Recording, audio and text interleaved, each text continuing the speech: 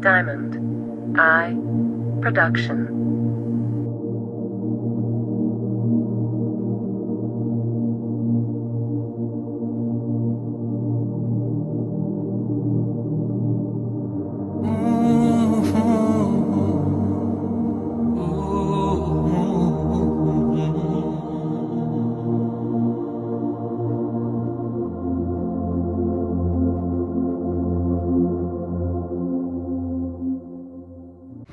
Assalamu alaikum, bienvenue dans cette deuxième édition du Rassemblement des musulmans du Pas-de-Calais, aujourd'hui ici à Liévin, dans le nord de la France, dans ce complexe sportif aménagé pour l'occasion en lieu de rassemblement.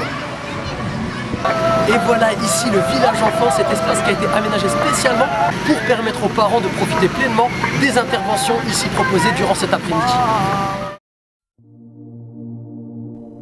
Cette deuxième rencontre annuelle des musulmans du Pas-de-Calais n'aurait pas non plus été un succès sans ces bénévoles. Effectivement, ils étaient plus de 100. Sans leur aide, leur collaboration, leur disponibilité, leur professionnalisme, leur rigueur et sans leurs nombreux sourires, le succès n'aurait sans doute pas été au rendez-vous. Chacun d'entre eux peut être fier d'avoir apporté sa pierre à l'édifice et d'avoir été choisi par Allah et d'avoir rempli sa mission avec brio.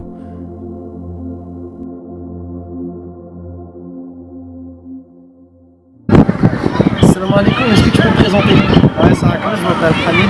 Hamid, enchanté. Donc qu'est-ce qui t'a motivé à venir aujourd'hui aider la rencontre dans le village enfant? C'est surtout pour investir dans la religion et Inch'Allah que ça soit une grande fête qui sera de plus en plus meilleure tous les ans. Inch'Allah. Donc tu es là, c'est pour apporter ta motivation pour permettre à cette rencontre de se bonifier au fil du temps. Ouais, Inch'Allah, comme j'ai une expérience dans l'animation, donc je vais rapporter un petit plus et puis Inch'Allah, tous les ans, j'essaierai de m'investir au mieux et puis voilà. Inch'Allah. Bon courage. Ça arrêtera bien. Salam alaikum. Tu t'appelles comment? Yes, t'as quel âge? Qu'est-ce que tu es venu faire aujourd'hui ici? Tu es venu pour t'amuser? Tu t'amuses à quoi? D'accord, et c'est quoi le but? Est-ce que tu peux nous montrer par exemple avec une balle?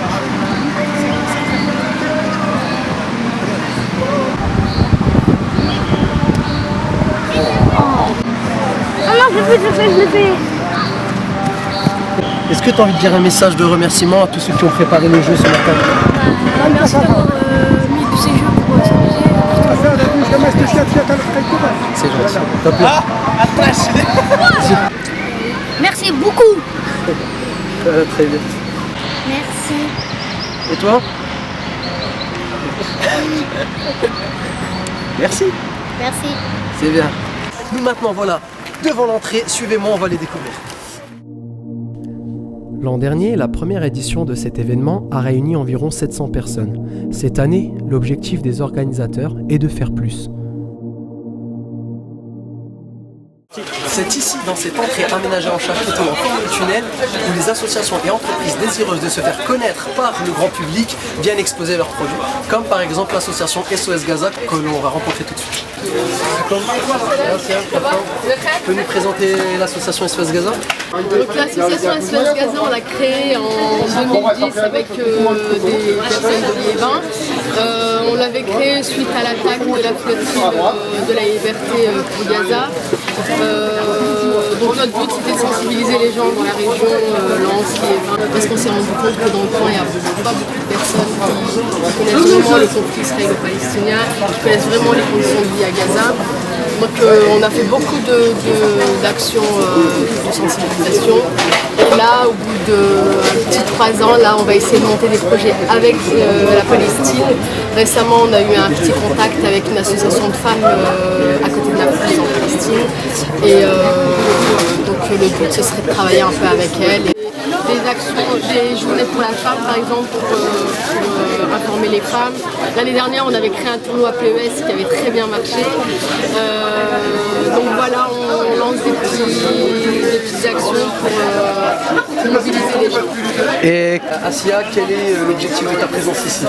Ma présence aujourd'hui c'est pour présenter notre projet parce que depuis la création de l'association on ne fait que de la sensibilisation. Et là on a pris contact avec une association en Palestine, une association de femmes à Naplouse Et notre but, c'est de créer des liens avec elles, de leur rendre visite là-bas et de les faire venir ici. Ouais. Merci beaucoup. Voilà, c'est parti.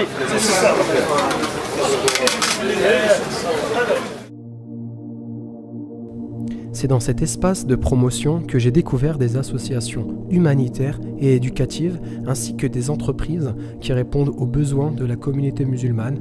Par exemple, l'entreprise et partenaire de l'événement, les pompes funèbres musulmanes El Wajib, mais aussi l'organisation d'une vente de bonbons pour financer la construction d'une mosquée à Béthune.